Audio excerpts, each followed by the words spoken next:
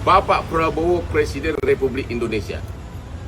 Kalau memang Bapak benar-benar mau menegakkan keadilan, tolong panggil kejaksaan dan panggil saya sebagai kuasa hukum dari Nadiem Makarim. Gelar perkaranya di istana dan saya akan buktikan, satu, Nadiem Makarim tidak menerima uang 1 sen pun. Dua, tidak ada markup dalam pengadaan laptop. Tiga, tidak ada yang diperkaya. Sekali lagi, saya hanya membutuhkan 10 menit untuk membuktikan itu di depan Bapak Prabowo, Presiden Republik Indonesia, yang pernah jadi klien saya 25 tahun. Seluruh rakyat Indonesia ingin agar benar-benar hukum ditegakkan, dan inilah saatnya saya akan membuktikan bahwa Nadiem Makarim tidak melakukan tindak pidana korupsi. Tapi kenapa dia ditahan? Kenapa dia ditahan?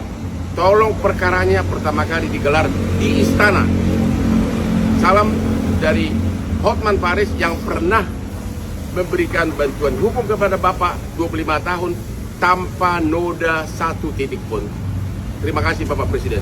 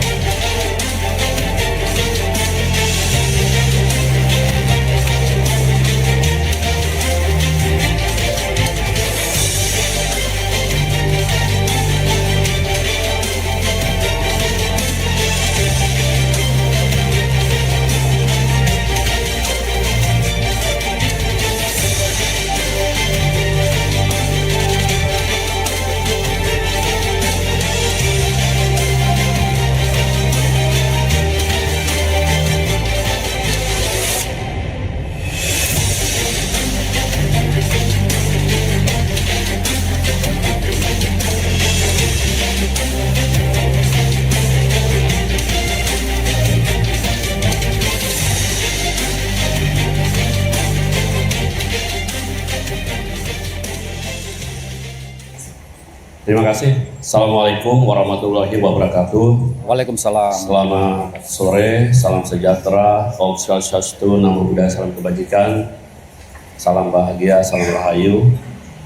Yang terhormat Pak Dirdik beserta jajaran Kabid Humas Penkum, dan istimewa rekan-rekan media.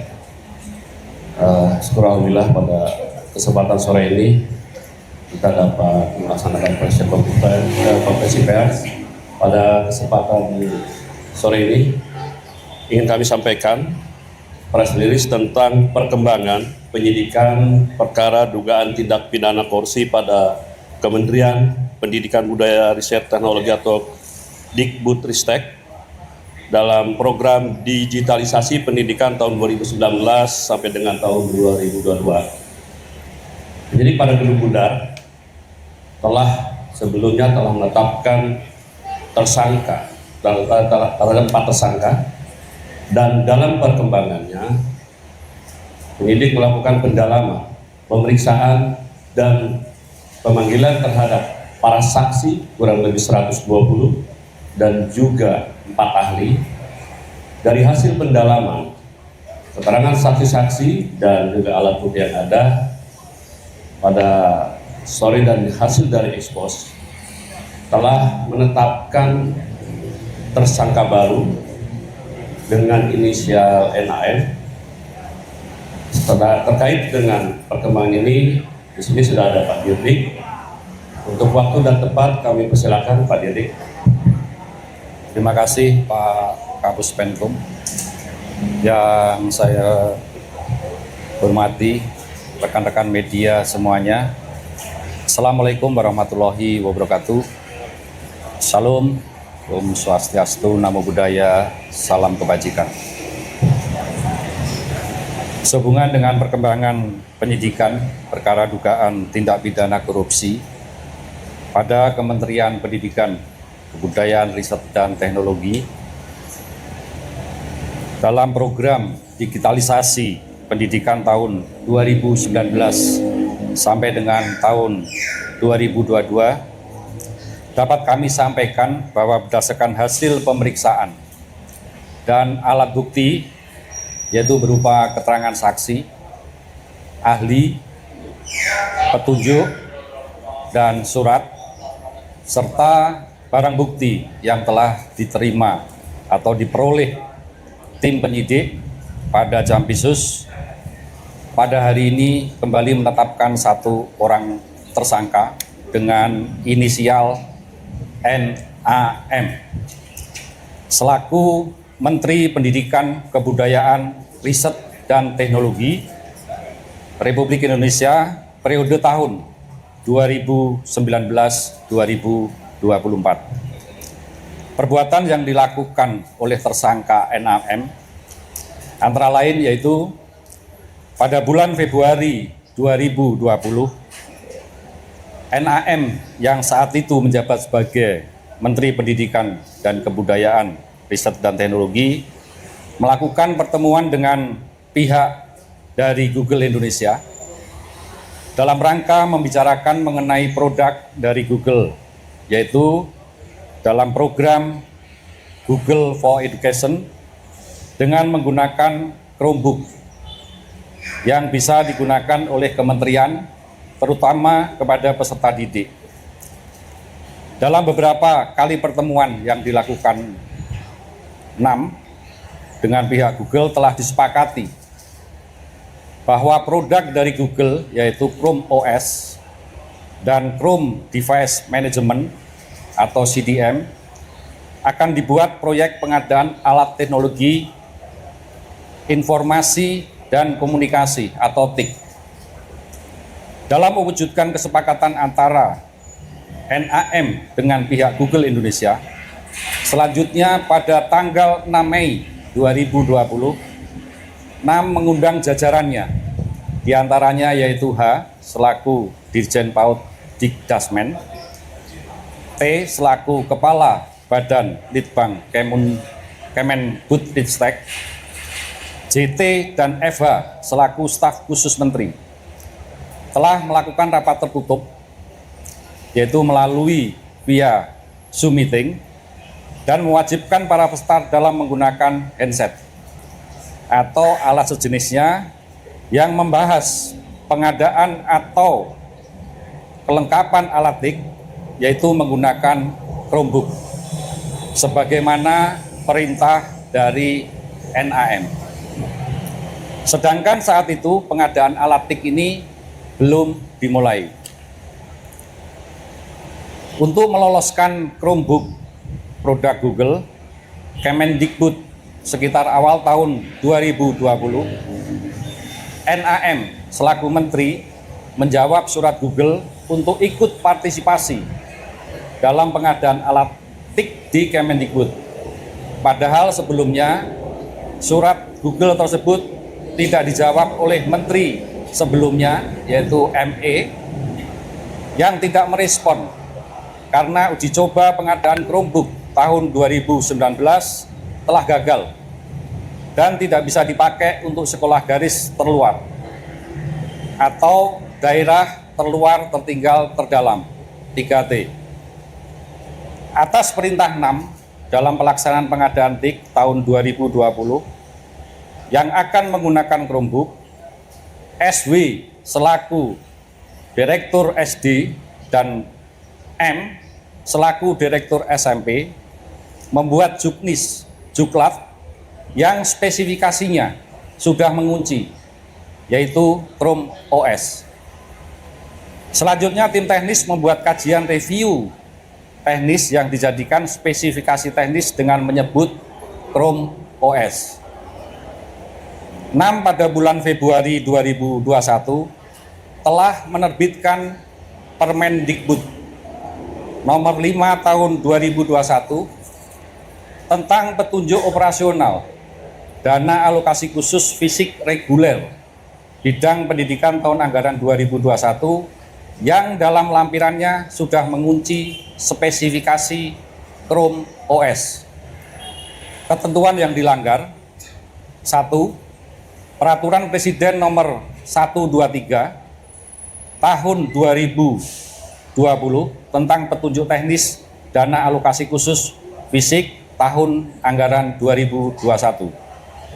Kedua, Peraturan Presiden nomor 16 tahun 2018 sebagaimana telah diubah dengan Peraturan Presiden nomor 12 tahun 2021 tentang pengadaan barang jasa pemerintah.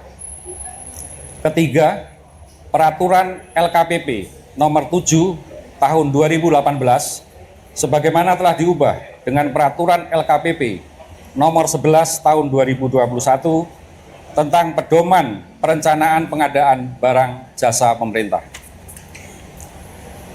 Kerugian keuangan negara yang timbul dari kegiatan pengadaan TIK diperkirakan senilai kurang lebih 1.980 miliar yang saat ini masih dalam penghitungan kerugian keuangan negara oleh BPKP. Pasal yang disangkakan: tersangka 6 disangkakan melanggar pasal 2 ayat 1 atau pasal 3 Yunto pasal 18 Undang-Undang nomor 31 tahun 1999 sebagaimana diubah dengan Undang-Undang nomor 20 tahun 2001 tentang perubahan atas Undang-Undang RI nomor 31 tahun 1999 tentang pemberantasan tindak pidana korupsi Yunto pasal 55 ayat 1 ke 1 KUHP. Untuk kepentingan penyidikan, tersangka NAM akan dilakukan penahanan di rutan selama 20 hari ke depan sejak hari ini tanggal 4 September 2025 bertempat di Rutan Salimba Cabang Kejaksaan Negeri Jakarta Selatan. Demikian yang dapat kami sampaikan. Saya akhiri, wassalamualaikum warahmatullahi wabarakatuh. Shalom, Om Santi Santi Santi Om. Demikian rekan-rekan, saya rasa sudah cukup lugas dan komprehensif apa yang disampaikan oleh Pak Dirdik ya. Kami Kira-kira menerima keuntungan berapa, Pak? Hah? Total keuntungan yang diterima sama Dalam pendalaman. Itu nanti. Saya bilang, gitu ya. Kami dijelaskan bahwa di sebelumnya sepatutnya direspon kemudian pada Menteri Nadiem direspon apakah akan ada kedekatan khusus dengan Google dengan Mbak itu nanti.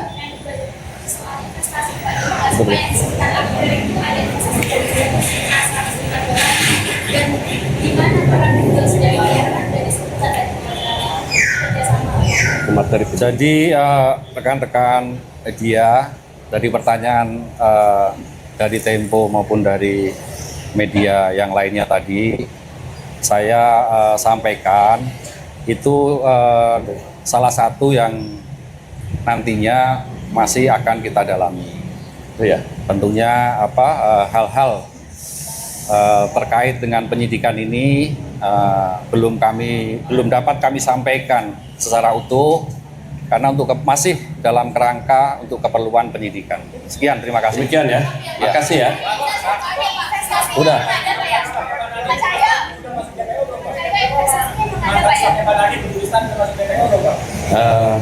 Nanti dulu ya. Kita kan fokus ke ini aja dulu. Ya. Sudah. Pak Dirdik masih ada kegiatan lagi ya. Makasih ya. Oke. Jadi keuntungan yang didapat tadi berapa, Pak Dir? Itu yang dalam. masih kita dalam. Masih dalam semua ya. Ada perkiraan Jangan dikira-kira. Tunggu. Ini masih. Investasinya dari Google-nya emang ada Pak ya? ada di situ apa, Pak? Udah. Ada di situ apa, Pak? Gimana? Penyitaan. Yang pasti kita lakukan penyitaan sudah, yaitu dalam tadi sudah saya sampaikan, tentunya yang terkait dengan penyidikan ini, surat, dokumen, ya terkait dengan pengadaan di Kemendikbud ini. Ya, ya. Baik. Teman-teman, kan nanti itu masih didalami nanti pembagian ya. Oke? Saya cukup sekian ya. Udah ya. Mohon kerjasamanya, ini masih dalam tahap penyidikan. Biarkan penyidik mendalami lebih dalam lagi ya. Makasih. Wabillahi taufiq wal hidayah. Wassalamualaikum warahmatullahi wabarakatuh. Waalaikumsalam.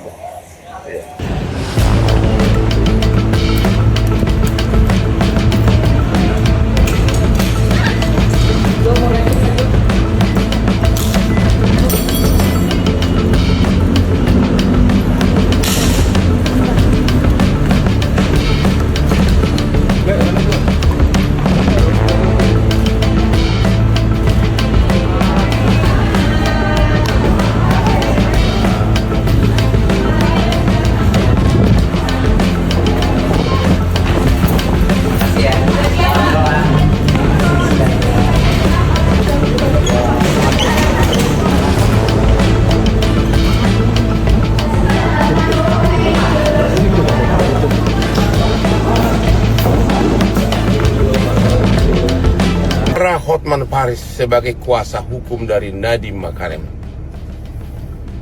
Hasil penyelidikan, jaksa tidak menemukan Nadiem menerima 1 sen pun dari pihak manapun.